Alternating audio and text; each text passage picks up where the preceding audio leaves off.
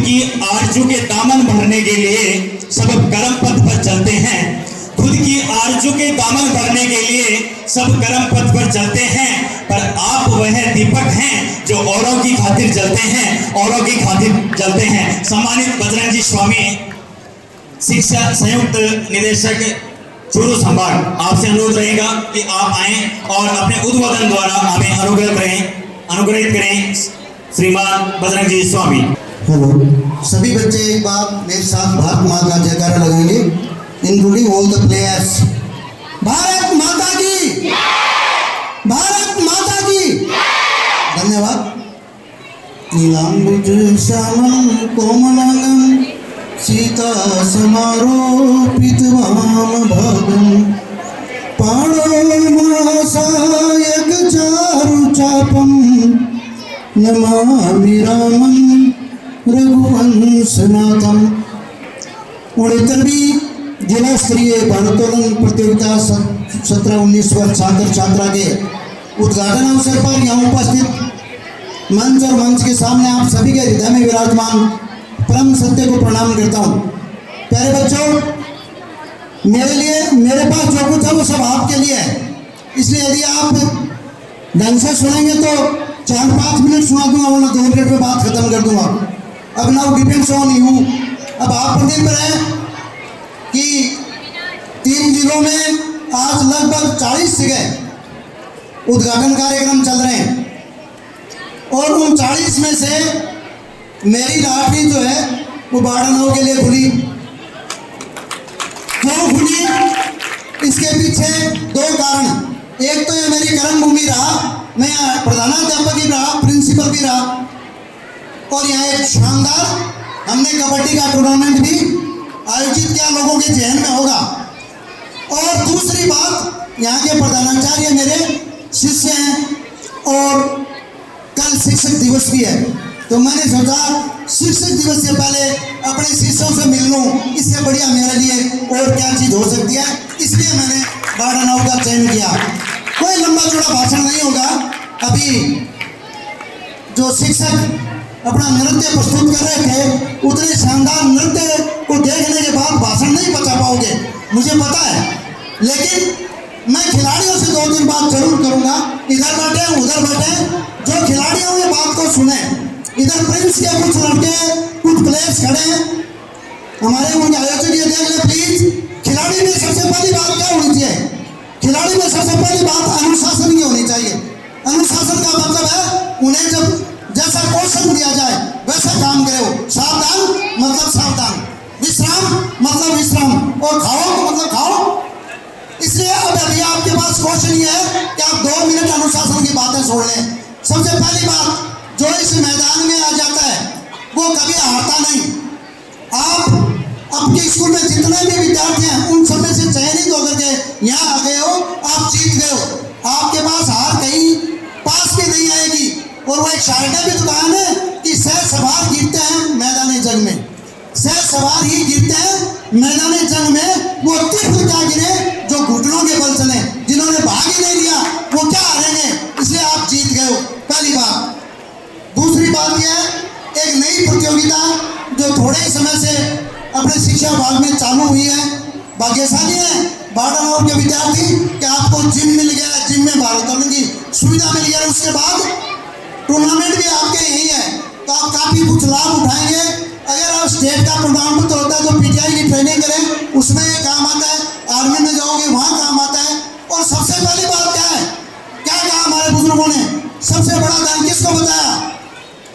पहला सुख निरोगी काया। तो निरोगी काया तो रहेगी, जो खिलाड़ी होता है वो स्वस्थ रहेगा, कभी बीमार नहीं होगा। और ये जो बीमारी हमारे पास ज़्यादा है, ये चल रही है मोबाइल वाली, इससे भी आप दूर रह पाओगे, क्योंकि अच्छा पसीना आपने मैदान में बहा दिया है तो फिर मोबाइल की तरफ नहीं देखोगे, खाना खा के सो जाओगे। फायदे ही फायदे के सौदे हैं। मैं इस बात से अच्छी तरह वाकिफ हूँ कि यहाँ जिस वक्त मैंने प्रधानाध्यापक के रूप में कार्य शुरू किया था, उस वक्त की कोई फोटो आप देखें और आज की फोटो देखें, कितना अंतर आ गया है, कितना शानदार ये आपका भवन है, ये बड़ा है।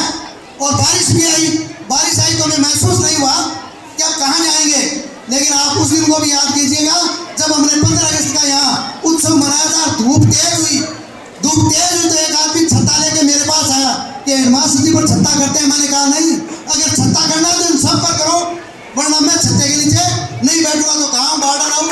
इस बात में बधाई का पात्र है कि आपने सबके लिए छतरी की व्यवस्था कर दी। इससे बड़ी और कोई बात नहीं हो सकती। आप लोगों ने बहुत अच्छे से इस काम को किया है। पूरा गांव हमेशा से सहयोगी रहा, इसमें कोई दो राय नहीं है।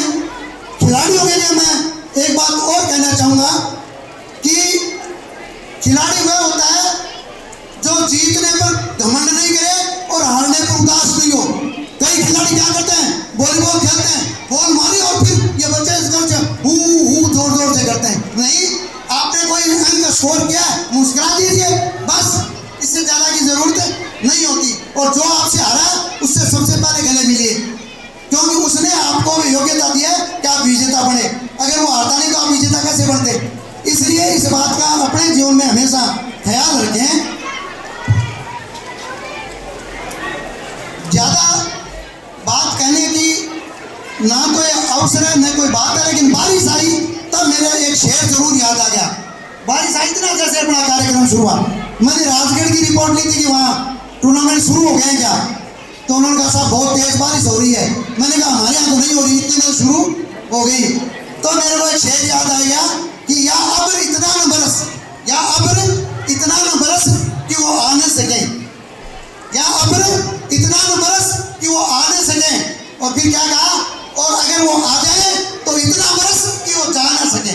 तो आप जाएंगे जरूर, लेकिन जीत कर जाएं। गेम जीतें, लोगों का दिल जीतें। गेम जीतना छोटी बात है, दिल जीतना बड़ी बात है। और आप दिल कैसे जीतेंगे, अपने व्यवहार से। इसलिए वो कहा ना कि कौन किसको याद करता है साकी, सबको अपनी किसी बात पर रोना आया।